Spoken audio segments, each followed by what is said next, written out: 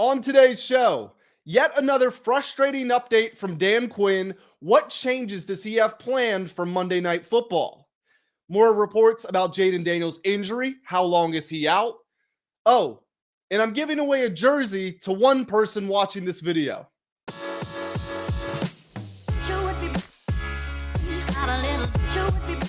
What's going on, everybody? Welcome back to the Full Command Show. My name is Grant Mitchell, and we are here to discuss a lot of important details coming out of Dan Quinn's press conference, giving updates on what we should expect to see on the field on Monday Night Football. Also, we're going to peel back the curtain, take a look at what is going on the practice field at Ashburn, Virginia, as McLaurin and Deebo Samuel make their way back out onto the grass, and a little bit more as we do continue to march down towards primetime, yet another primetime game against the Chiefs on Monday Night Football. But before we get into the news today, though, guys, I do have an announcement that I am super excited to share with each and every one of you. I'm launching a Discord community. Now, let me start by saying this. Absolutely nothing is changing here on the YouTube. You're going to get the same videos at the same frequency, the same content, all of that. If this doesn't interest you, you got nothing to worry about. If you do choose to join, you will be able to join chat rooms with myself and other members of the Commanders community. Going to give you a little more hands-on. We can have actual real conversations between us. Also, I'll be sharing things such as breaking news. We do also have premium channels in the Discord, which you have to pay to join, but it won't cost very much. And if you do, you will be eligible to join me for regular live streams for things such as game reactions. I will finalize that streaming schedule once I get the community set up. Also, if you do join those premium channels, you'll be entered automatically into monthly giveaways for things such as cash and prizes like the Commanders jersey, which I am giving away. Now, that first month, that jersey will be going to anybody who joins the Discord no matter what. But from that point on, it will only be for members of the premium channels. But that is it for the announcement, guys. I will share more details on it when we get this up and running, and I will tell you how to join. Make sure you go to the comment section and let me know if it sounds like something you'd be interested in. And let's get back to today's video. So let's start off today by talking about your favorite quarterback, Mr. Jedi 5, Jayden Daniels. According to Ian Rapoport, Jayden has a, quote, very real possibility of only missing one game due to his hamstring injury, which does appear to be a grade 1 hamstring strain, grade 1 being the most mild there is. This confirms my thoughts, essentially. Ian Rapoport's a plugged-in guy. He knows what's going on. This does confirm some of the stuff I was saying on, I think, yesterday or the day before. If Dan Quinn had come out and said, hey, Jayden's going to be out for this game, we're going to work to get him back, I would have had no idea what that meant. Jayden could have been out for 1 week. He could have been out for 1 month. He could have been out for one season. I would have had no clue. Because the news first broke from reporters, that information was leaked. And I'll give it to the Commanders. Adam Peters and company, they do a very good job of keeping things close to the chest. You'll know what's going on with free agency signings, with trades, with disciplinary issues. You don't know nothing about that. So the fact that we got these reports from reporters, John Keim and Ben Standig were the first to it.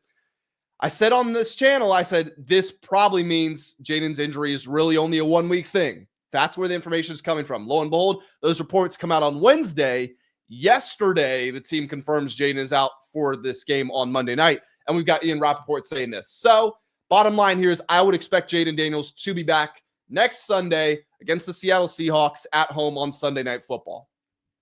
Now, let me talk more about the actual content of what Dan Quinn said at his press conference on Thursday, which was his first press conference of the week. Well, maybe not because of Monday, but of the sort of practice game week. It was pushed back a day, obviously, because the team is playing on Monday Night Football next week. Now, he was asked by ESPN's John Keim, will we see any changes on defense? And here's what he said, direct quote, I think what you will see is improved play. We wanted to look and assess to see where we needed to make changes and adjustments. Sometimes they're not these big overhauls that make the major improvements. It's these small calibrations and adjustments. He also went on to explain that the team removed certain calls that were causing trouble for the team in various circumstances. So I have several reactions to this. Number one, John Keim says, hey, did you make any changes? He says, I think we're going to play better. Great. Just more Dan Quinn stuff, man. Like, he never really shares information. And it's, on one hand, that's good for a head coach. You never want to show your cards. But on the other, it's so frustrating because there are there are times where you could let some information slip, and didn't happen. We got the same old script. So this is my big question. Really, I've got several. One of them, walking away from this, when you say that you remove certain calls that were giving the team issues, this defense is already limited. Sainer still is limited physically. Bobby Wagner's limited with his speed. Luvu's limited with his coverage ability. Injuries have limited the whole defense overall. Lattimore's not playing great. The team's already limited. Now we're just taking some calls and throwing them in the trash. And if they weren't working, they weren't working. But could we have said we're getting rid of calls and replacing them? Oh, this wasn't working, so we're going to add this instead. No, it was just we're throwing those calls in the trash. So here I am thinking, okay, so we're already limited, and now we're even more. We were limited by our personnel. Now we're limited by our play calling. Great. I guess we'll see how that looks. Also sounds to me like there aren't going to be many big personnel-based changes because DQ said, hey, don't look for these major changes. And I think the major change would be Tyler Owens is now starting at safety. Jordan Magee is starting for Bobby Wagner. That's a major change. So when he says don't expect major changes, they're not always the ones that make the big differences. It's the small calibrations. I really do think he means like instead of cover 3, we're playing cover 2 on third down. It's just something like that. I don't think it's we're not switching to 3-4. We're not switching out the personnel groupings because that would be a big change, like I said. Now, Jordan Magee Hive. To the Jordan Magee Hive. We're still live, okay? This is what I'll say. I have been a real advocate for Jordan Magee getting out on the field. A lot of us have campaigned for it. He could still see heavy reps. This is not from Dan Quinn. This is from me. Jordan Magee still could see heavy reps because when Dorrance Armstrong left with his injury, we saw Frankie Luvu start to move to that edge position. It could be true what DQ is saying, that there's not big changes and all they're doing is rolling over how they finished the Cowboys game into this Monday night game against the Chiefs. It could be Luvu is playing edge, Magee is at linebacker, so that's no different from how the game finished, but it would be different for the season overall. With me saying that, I think the worst possible outcome for Jordan Magee's future would be the team re-signed Jalen Holmes. So maybe when DQ says don't expect major changes, maybe that's because Jalen Holmes is now playing defensive end and Frankie Luvu is going back to linebacker, and your front 7, or I guess your front 6, because we play nickel all the time, your front 6 is going to be Von Miller, Daron Payne, Javon Killa, Jacob Martin, and then you can have Jalen Holmes and why am I blanking? Von Miller, Jacob Martin, Jalen Holmes. Why can't I remember our 4th edge rusher? I'm losing my mind. It's not coming to me. I'm literally losing my mind. You're going to have those guys as your defensive ends. I've completely lost my place in the video. Von Miller, Daron Payne, Javon Kinlaw, and Jacob Martin. I'm looking this up. Why can I not think of who the 4th edge rusher is? Oh, it's Preston Smith. Okay. Sorry. This is taking like a full 60 seconds, when it should have been a 5-second thing. The front 6 could be Von Miller, Javon Kinlaw, Daron Payne, Jacob Martin, with Frankie Luvu and Bobby Wagner in there. I'm just going to move on. Jordan Magee, I hope to see you on the field, man. Look, I've been on this channel saying that it's hard to believe anything Dan Quinn says this season. When he comes out, when John Keim, and this is obviously not attacking John Keim, he did the right thing. He said, hey, what are the changes? When he says, what's going to be different about the defense? And DQ says, I think we're going to play better. What does that even mean? We've been waiting to see the defense play better for a season and a half now. And for about a season and a quarter, I've felt as if they should. I've felt as if you've got personnel. It's limited. It's not the best defense in the world, but it should be better than a bottom feeder.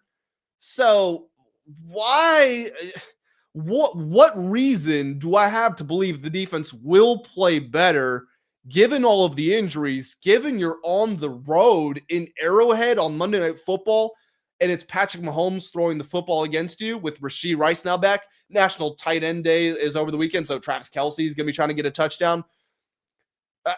The only reason I have to believe the defense will play better than it has is because no defense in the league gives up 44 points per game like they did against the Cowboys. But am I going into this game expecting the Chiefs to crack 30? Yeah, I am.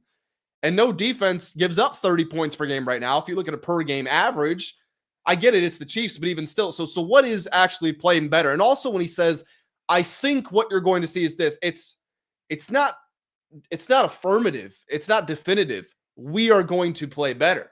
We are going to do this. I think we're going to play better. Just not a very reassuring answer. And also the piece about removing the play calls that weren't working. My question would be, if all this is true, and if we're to believe that removing those play calls is going to get the defense to play better, and that's the big solution here, my question would be, why weren't those calls removed before? Nothing really changed last week aside from yet another injury, but we'd had edge rusher injuries before. The secondary had not been performing. There'd been problems with the linebackers. Why are we now waiting to week 8 to get to this point where we say, oh, the calls that don't work, we should take them out? No, I'm not stupid enough to think that the team isn't doing some sort of self-scouting here and there. You've got position coaches, you've got assistants and stuff like that. But when DQ says it and he says that is the difference, it sounds like at the very least there was more intentionality with it this week. So why did it take that long when the team's been underperforming the way it has up to this point in the season? I don't really know. DQ is also painting himself into a bit of a corner with this because, like I said, when he says, I think, not very confident, but I think the defense is going to play better, what happens if they don't? What if they give up 35, 42 points?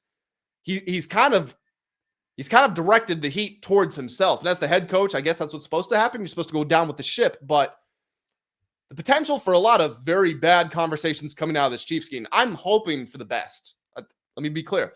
I'm hoping for the best. I'm hoping to see Jordan Magee on the field. I'm hoping to see some turnovers. I still love my team. I still want my team to win. Do I have much confidence in that right now? No, I do not.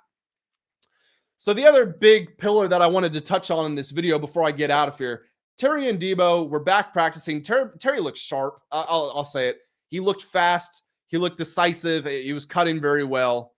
But I wasn't really paying much attention to Terry and Deebo practice. I thought I was going to be. That's the mindset that I was approaching. Approaching yesterday with when I was looking for the videos and stuff like that.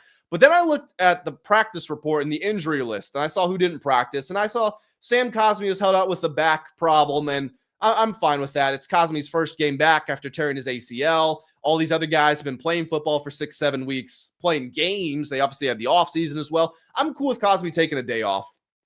Daron Payne had the day off as well. He was sick. He had an illness during that Cowboys game. Still went out there and balled, was the best player on the defense. But okay, let's make sure he's recovered. But then I saw that Ertz and Von Miller and Tunsil were also sitting out. And I'm not attacking any one of those guys individually. This is more just a referendum on the coaching staff for me. I get that they want to make sure players are rested, especially the older players. And as a former track runner, really, I would say running, and this could be biased. Let me know if you disagree. I think running is probably the sport where rest is the most important because literally all you're doing is pounding and pounding and pounding your body. And you're supposed to run 6-7 days a week, multiple times per day. So like the point I'm making here is I know how important rest is. I truly do. You played on Sunday. You were off for the next 3 days. Why are we now taking a fourth rest day? Is that one day really going to make that much of a difference in the players and the way the players perform on Monday night? And then also, do we think the team is at a place right now where we should be letting players rest if it's not necessary? And again, I'm not calling out Ertz's play. I'm not calling out Von's play. I'm not calling out Tunsil's play. I'm going to call out things like the lack of consistency, whether it's been the McLaurin holdout, the offseason injuries, injuries during the season. Guys and units just are not getting reps together. And heck, I've heard Zach Ertz complain that he feels like he's being forced to rest too many times. He says DQ tells him to rest, Jayden tells him to rest, but he's like, no, man, I want to practice. And maybe on one hand, that is just a competitor, but maybe he's also onto something. I don't understand why we're going 3-4 days of rest with the team playing the way it is. That's enough time to recover. At least that's how I view it. I don't know if you guys disagree with me. If you do, please go to the comment section. I'm always open to being wrong. And if you make a convincing case or maybe you have some sort of experience, again, let me know. and I'll come on here and I'll say I was wrong. Guys, I am going to go ahead and get on out of here, though. I do appreciate you all joining me. If you are fired up about that community, please, comment section, let me know your thoughts about it and your thoughts about this video in general. Leave a like if you enjoyed. It is the #1 way you can support me and support the channel. New viewers, make sure you are subscribed. And as I always say, I'm going to head on out of here. I'll catch you in the next one. Have a great day. Chew with me.